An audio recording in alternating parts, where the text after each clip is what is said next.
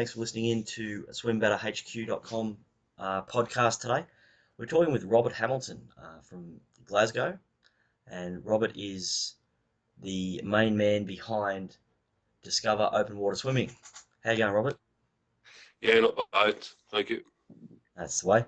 So, tell me a bit about yourself, Robert. What's your history in swimming? My history in swimming was I swam up to the year that David Wilkie won his gold medal and quit just down to the pressures of school. And I got back into it when I was about 22 doing triathlons. Mm-hmm. Back in that would be the early 90s when nobody really knew what triathlon was. And then progressed on there to become a swimming teacher. Okay. Um, did a couple of diplomas, both at college and university, and during that time became a swimming coach. And that's now 25 years plus I've been involved in swimming Wow. in all aspects, from learning to swim right through to I had 3 swimmers at Olympic trials in 2000, all butterfly swimmers. Yeah, right.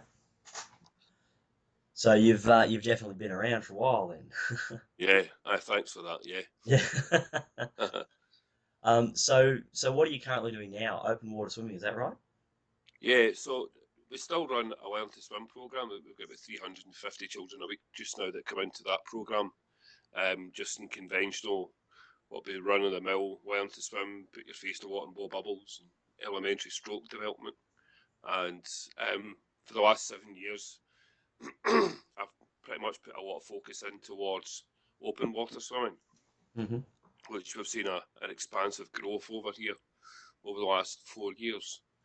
Again, something that nobody really kind of get into over here just because the water temperature is that much colder.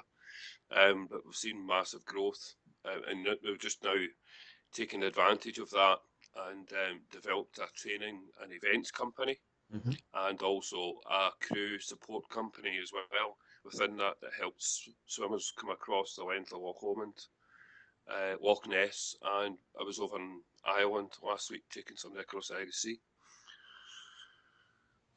Right. So you're taking on not just training people for open water swimming, but the whole aspect of it. So the whole from more or less running events right through to the safety aspect of the events and swimming. Well, having a boat, I'm assuming, beside them during their event, or Yeah, so the way that we would like to present the company is we have a training facility. We've got two training facilities that we use on either side of Glasgow, and you come there for training, whether you're doing a triathlon, an open water swimming event, or you just want to get into the sport because it's something your friends are doing.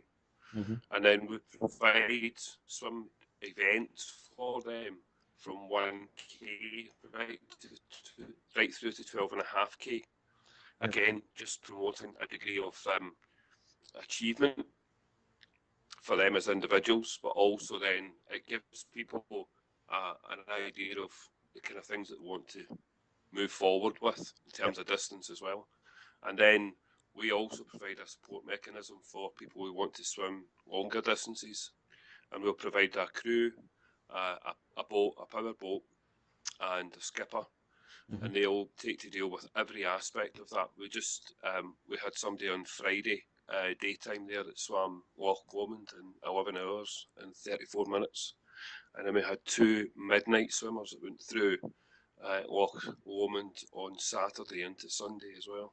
right, So we're kind of providing a whole series of support mechanisms for development of open water swimming coaching, and we also then take to deal with the risk assessments around. I happen to be a national trainer for water safety management programming, which is a certificate for people who want to take on activities in, on, or around the water's edge.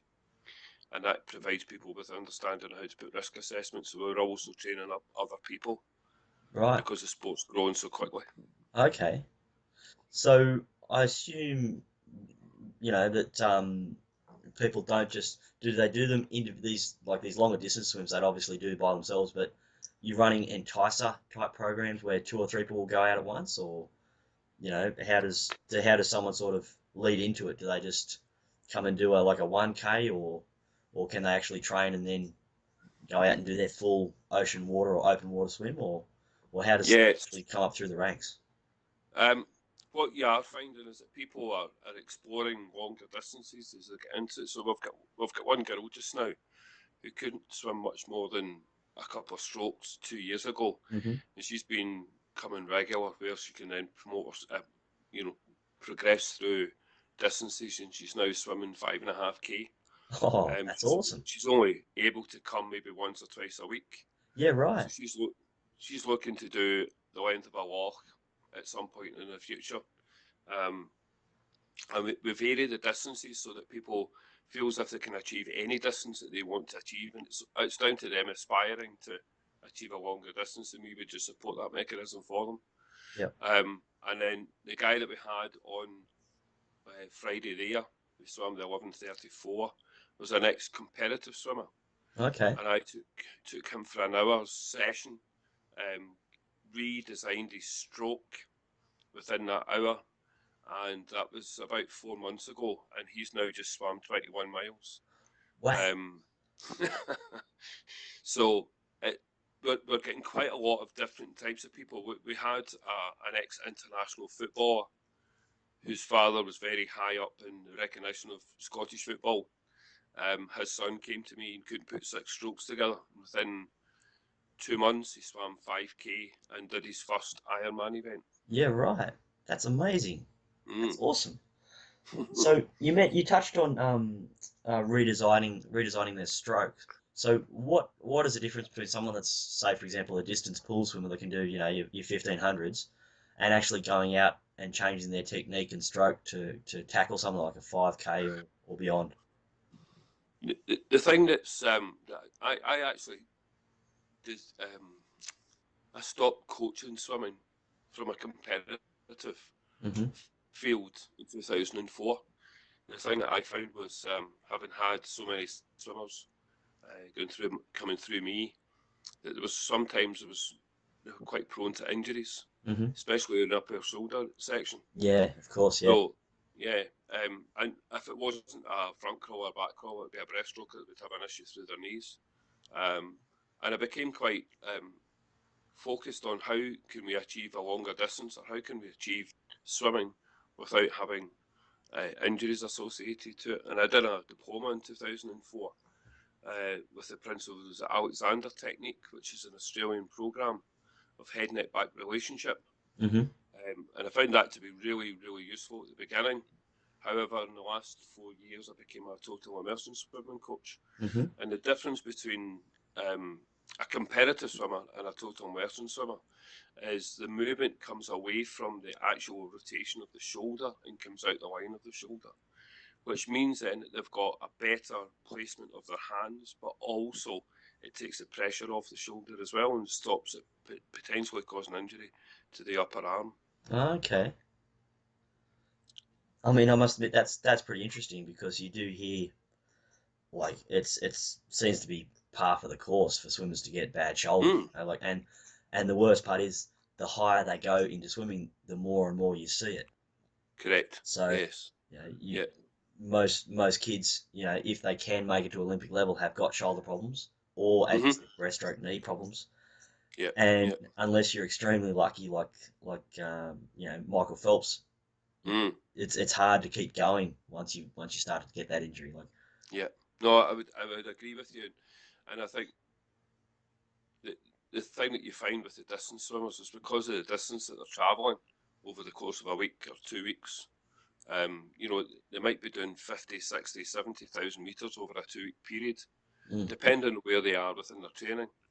And to be able to do 21 miles and receive any type of injury is it has to be mentally mm. fixed first of all, but then also physically the, the articulation around the joints have to be correct the whole way through. Otherwise, they're going to be in severe pain for quite a long time after. Yeah. So on that as well, with the mental training, what do you do to train someone and prepare someone mentally to swim, 21 miles or a distance of that length? Like, do you have to do a bit of psychological training with them or?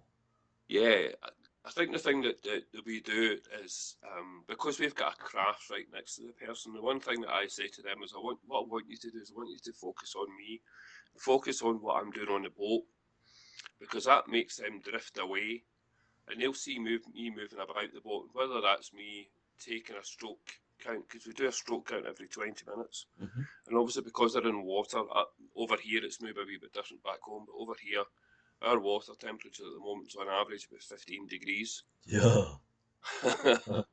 So there's a really good chance of hypothermia.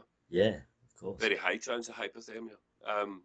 So by focusing on what I'm doing on the boat, whether it's me taking a stroke count, possibly taking some pictures and videos of what they're doing, or in preparation of them being fed again, and they'll be fed every hour, 45 minutes or every 30 minutes, all the way through the swim.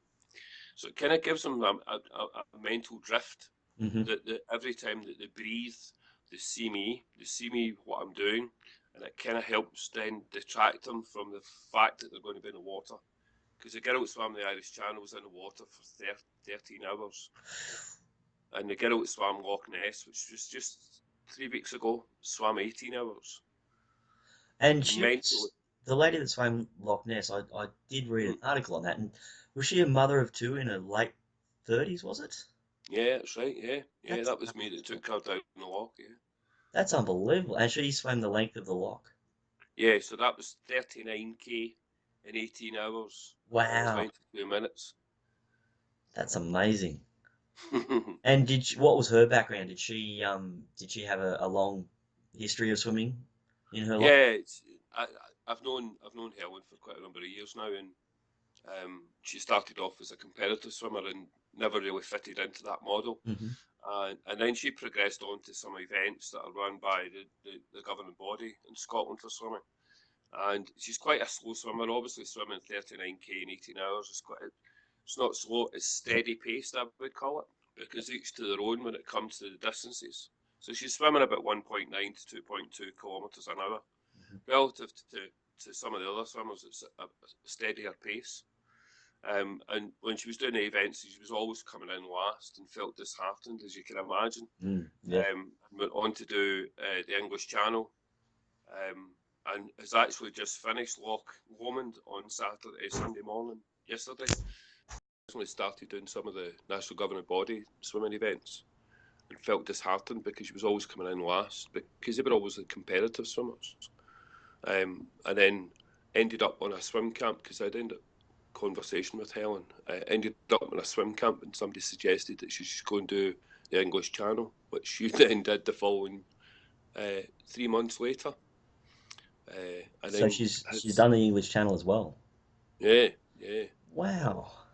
So I think the thing that you find is that these people there's something special about these people and how they approach things. And they almost have a goal every year. So the guy who swam Loch Lomond on Friday, I spoke to yesterday, just to make sure he was okay and he was feeling fine, because you can imagine being in the water in that position for a number of hours. It would take a big strain on your body, especially dehydration and exhaustion and everything like that, Yeah. So he went away yesterday morning and swam 100 lengths in the pool, just to listen off. So yeah. You know, he's 21 miles. It's not long enough. No. So he was fine, but he's already saying, "Do you think I could do Loch Ness?" So he would then progress on to doing that for next year. And the girl I took across the Irish Channel, she did Loch Lomond the year before, and the English Channel the year before that as well. Wow. So, yeah. So really, you're finding that more and more people are looking for that more of a push, more of a challenge. Too many people have done the English Channel, and that's a bit passé. So everyone's trying that bigger, better thing, or there's a thing called the Seven Oceans. There was a girl from Sweden. She was the first woman to have achieved it, and there was a guy from Ireland who was the first guy to achieve it. And it's swimming all over the world, in 7 different parts and 7 different oceans across the world.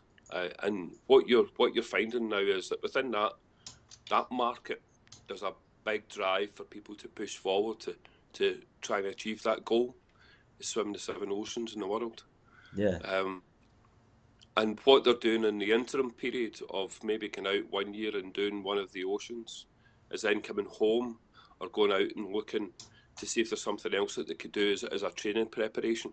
Yeah, right. And the fortunate thing that we've got up here is that the water's colder. It's fresh water's colder up here. Mm-hmm.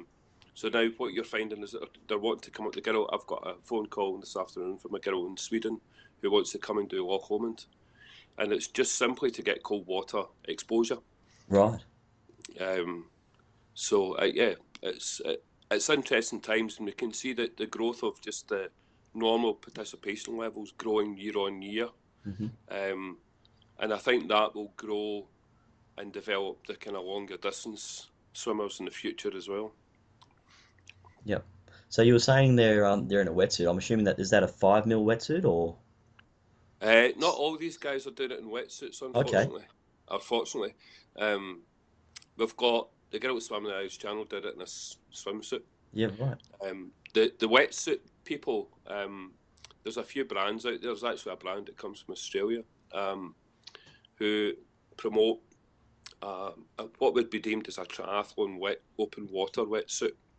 So it varies in Yep. size, but also then has a buoyancy panel in the centre of the chest and slightly down in towards the groin and across the lower back. And what that will do is just give you a better body position in the water, where across the shoulders and underneath the arms it can go down to as low as 0.8 mil, which gives you the flexibility, but then you've got the buoyancy around the centre core that allows you just to sit better in the water, and it just makes it easier for you to be able to carry on. They're more designed for triathlons, but you are finding now that people are coming saying, can I swim the length of a loch within a wetsuit? Yep. So is the area you're working in, is that going to one day develop into an actual competition and records, or are there already records standing for Loch Ness and the other lochs around? Well, believe it or not, Helen was only 17th person ever to swim Loch Ness. Right. There's only been 56, I think, 57 that have swam Loch Lomond. Right. So the Loch Lomond, it's 9 hours is the fastest. I'm not entirely sure what Loch Ness is. Loch Lomond, you said, was 35 mile, is that right? Loch Lomond's 36k, so it's 21.6 miles. Sorry. Yeah. So that was 9 hours. I'm not entirely sure what Loch Ness is. The Irish Channel on Sunday of last week was broke by an Irish guy. I think it was 9 hours, 57 minutes he swam in. Wow, that's unreal. And to think that there's that many people that are now looking for this, that you're able to set up your own your own company to actually guide people on these swims and train. It says a lot for the swimming industry as a whole that, people are just looking beyond, going down to the pool for a couple of easy laps. They're actually looking for these longer distance challenges. It's interesting because if you speak to some of the companies that take to deal with stats and the reporting that they've got, there's actually less people participating in swimming in pools. But we are finding that they're coming outdoors and then they're actually not competing, which is quite interesting because they don't like the word race. They prefer the word event. It kind of gives it less of a connotation of that you're out there to be competitive. Yep. And they want to go out and they actually want to enjoy what they see. So you can imagine swimming 21 miles down Loch Lomond. It's just sensational to look at. And there's something iconic about swimming in Loch Lomond and Loch Ness, just because of what they are. And people want to experience that, but don't want to have their head in the water and just knocking lumps out themselves to ground to round something. I mean, I must admit, I think I'd probably much rather enjoy it in the boat as opposed to swimming Loch Ness. That was cold. That was 11.8 degrees, and the highest it got was 14.2. Oh, that's unbelievable. I mean, where I live, we're lucky enough to have a dam close by, and I can water ski. And we went skiing in full wetsuits, and it was 11 degrees, and that was cold. but we're talking about 20 minutes on top of the water skiing, Yeah. not actually 9 hours in the water. I know. It's a wee bit different. So do your competitors have to bulk up on carbohydrates for the swim, or do they have an eating plan that they have to follow beforehand? Yeah, they would generally find their own pathway for bulking up. Ideally, what we suggest is that they should bulk up between 10 and 15 kilograms in weight, Wow. beginning just to accommodate for the cold, Uh-huh. and so it doesn't. And what you're finding is that if you look at how a swimmer comes across the water, um, and a girl who swam the Irish Channel was quite interesting because she's white South African, Uh-huh. and you would swear blind that she came out as a different coloured person. And part of that is down to the subcutaneous fat layer that sits just below the skin and how that starts to insulate against the organs so that the body and the core doesn't drop too low in terms of core temperature, Mm-hmm. because that's how hypothermia sets in. Um, her body will actually change colour. And Helen, who swam Ness, her whole shoulders changed colour. Mm-hmm. And you could see it actually as she was swimming, you could see it coming down her arms as well. So ideally, you want to kind of put quite a bit of weight on. So you find that they drink a lot of wine, which is always helpful. And kind of eat things. And then the eating plan that they have, again, that's a very personal thing. Uh-huh. And each of the plans that we've had over the last few weeks um, have been so varied. So that they use a carbohydrate drink with lukewarm water, and that just helps with the absorption back into the bloodstream. So Okay. it has a better effect, and they'll either eat within the hour on 45 or 30, and depending on the frequency of their eating and drinking program will depend on how much they have of it. And then they'll generally have something: jelly babies, Swiss roll, or the girl who swam the Irish Channel. She was eating brown bread with bovril, Okay. and that helps with the salt levels and just keeps the electrolytes in the body fairly balanced as they're swimming through. Um, so yeah, it really is a very, very personal thing. We do give them some guidance and we do give them some help, but they have to go and try out things, and they have to do, if they're doing a solo swim, they have to do a 6 hour swim on their own, where they go out and they try, and I would be there as watching them.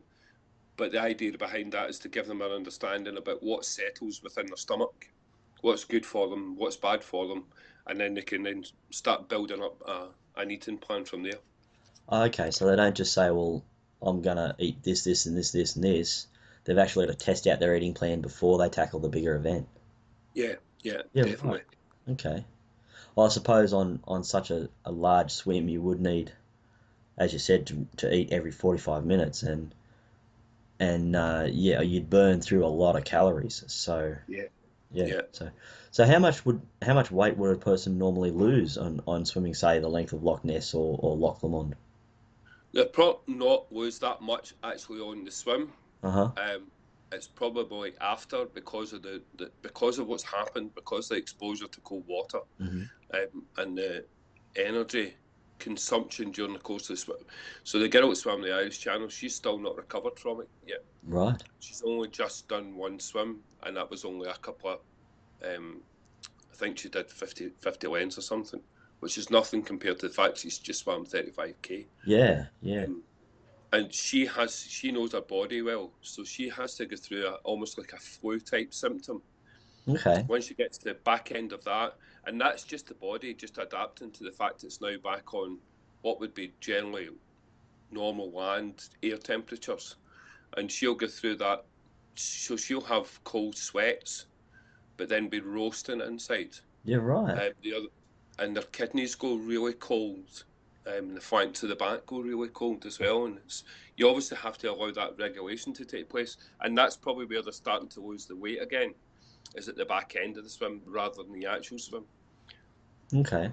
So there's a whole range of post event symptoms that can arise, I'm assuming. Yeah, yeah, yeah.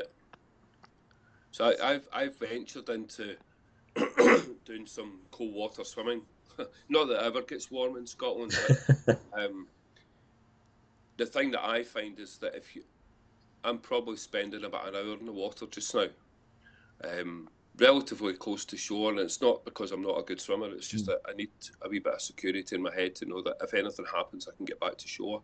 Yep. The thing that I find is that I'm in the water for an hour. I'm probably using double the amount of calories in that hour than I would if I spent it in the pool. But after it, I feel that I need to consume so much food, and it's just bringing me back up to where I was. And I think it has an effect. Different people have different types of effects. Yeah, right. Other people go through really, really severe shaking, almost to the point of looking as if they've got hypothermia. And it's just a reaction to the way the body copes with being immersed into cold water for such a long period of time. So do you find when people get out, do you find a lot of people suffer, big sort of medical issues afterwards, or is normally most people get out and they do have those flu type symptoms for a couple of days or whatever, and then they're fine? Or have you had anybody that's had anything more traumatic than that? I've not had anybody that's had anything more traumatic than mild hypothermia. We ran an event last year just outside Stirling.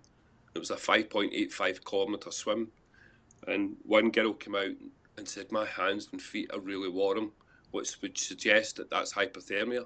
Right. Because the hands and the feet should be cold. Yeah. And then the second guy came out and his face was all swollen. Okay. And he was built like a pencil.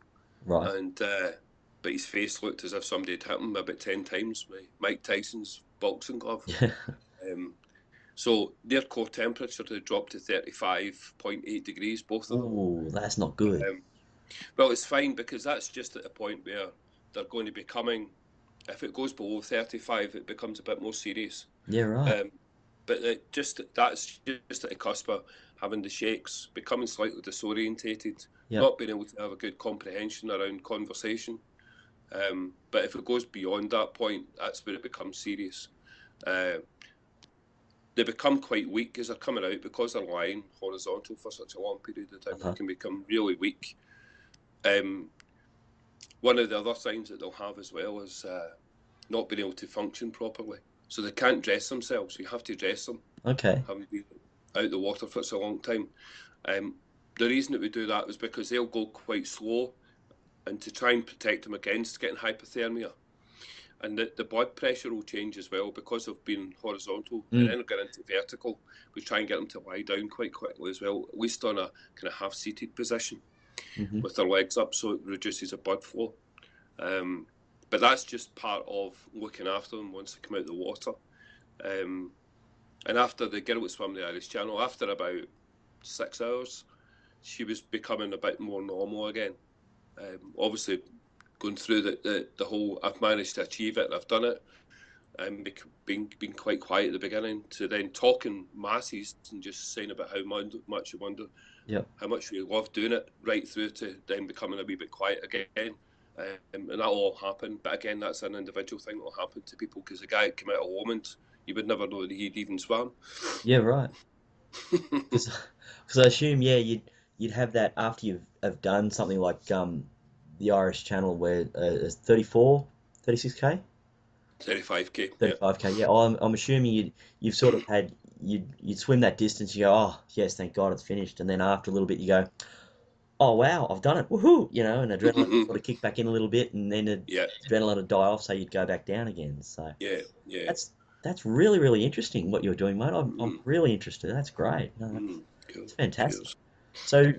So your company more or less encompasses the whole thing, from training right through to post-event, maintenance and looking after them, and the full aspect. So do you get many, like you mentioned before, you get a lady from Switzerland coming over. Do you get many international people coming in and those events, or? I think what's happened is that when we originally started the company, the focus was pretty much on a local market. and there's a famous walk in Scotland called the West Highland Way, which goes from Milngavie to Fort William. And I just approached a walk and said to them, "Can I come and swim in here?" And they kind of thought I was a bit mental. Maybe I was. And it was very much a local market of people. They didn't extend much beyond kind of 10, 15 miles. Uh-huh. And then the following year, we were finding that people were travelling that little bit further. And then last year, we were getting people travelling 100-mile round trip to come swimming with us. Yeah, right. And you're just thinking, that's crazy, because they were only getting 2 hours. But the thing that they were very cautious of was the safety cover. So this is one thing that we pride ourselves on, is not only the volume of safety cover, but I'm also a trainee for first aid, defibrillator, water safety management, and I'm a swimming coach. I've been lecturing in swimming courses now for 15 years. I'm a pool lifeguard, do all the courses as well. So I've got all the technical side of swimming, but also I've got all the safety side of swimming as well.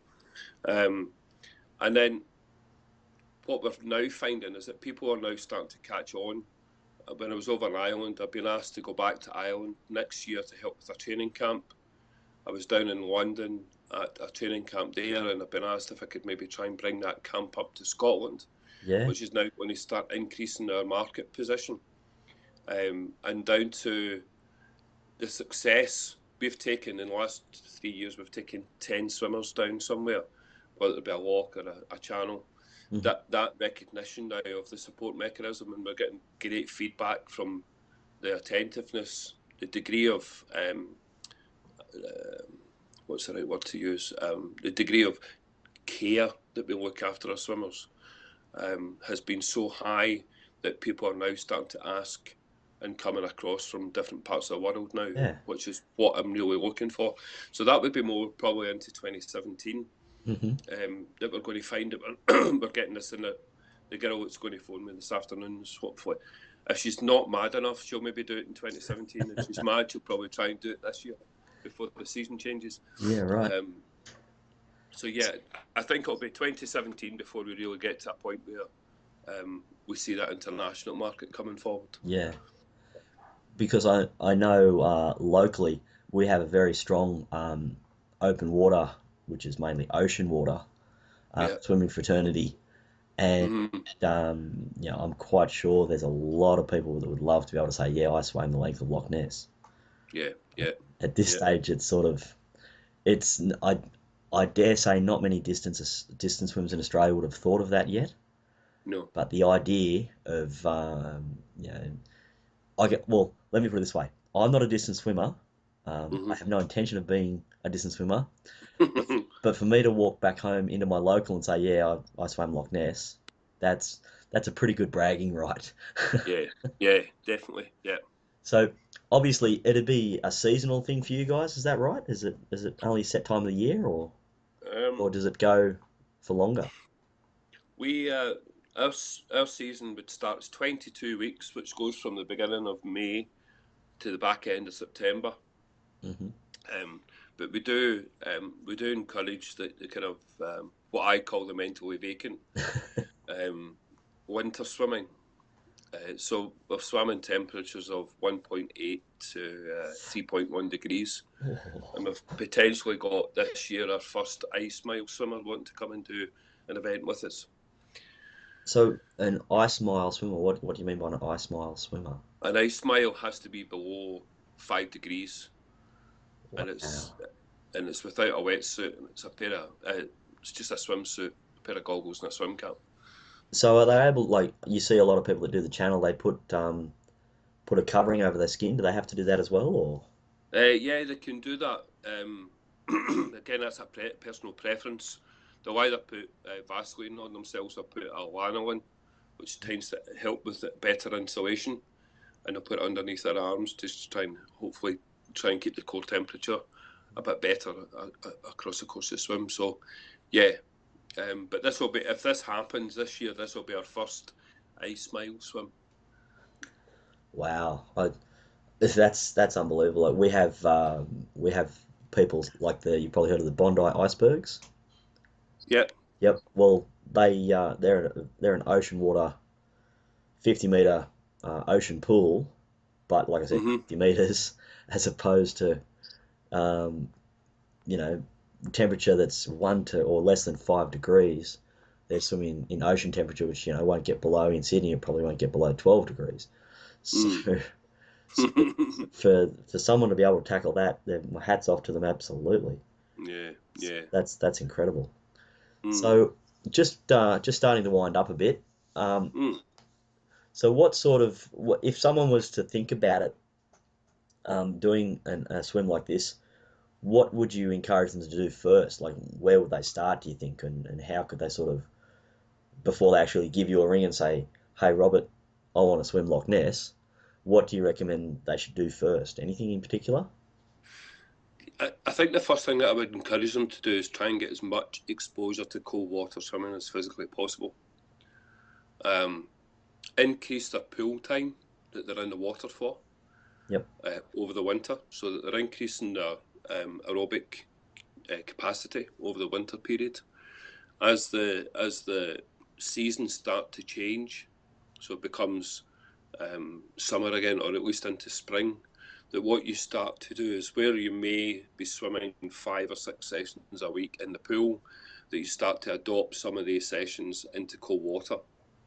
So they're getting the exposure that they require, and that's what allows them to stay in the water for that period of time. The other thing that's quite useful is to have cold showers and cold baths, and just aim to reduce the temperature of that water over a period of time, because that will help again with the exposure.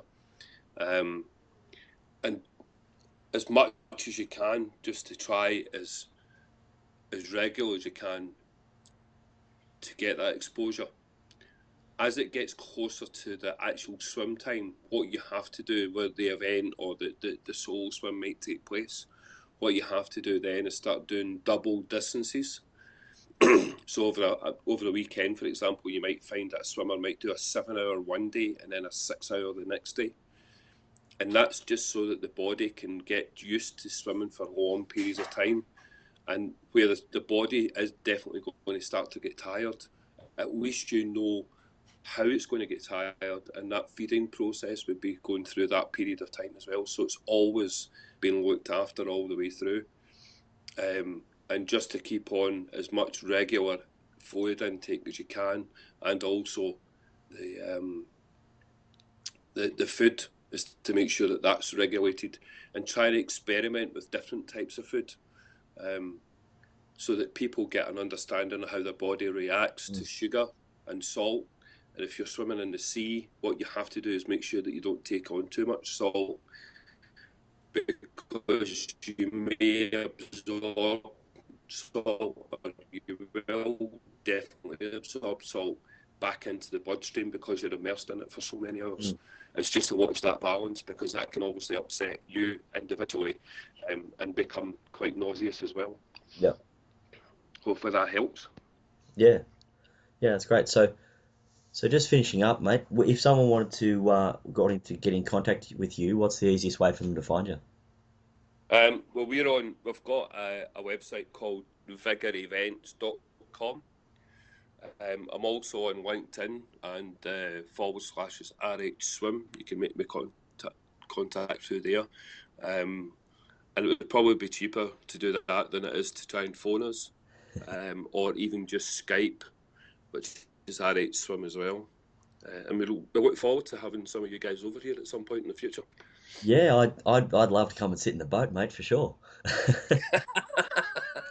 Steer it for me. Yeah, I'm happy to steer the boat. I've got a boat license. I'm more than happy to do that. Yeah, I don't think you'll be getting me in the water though.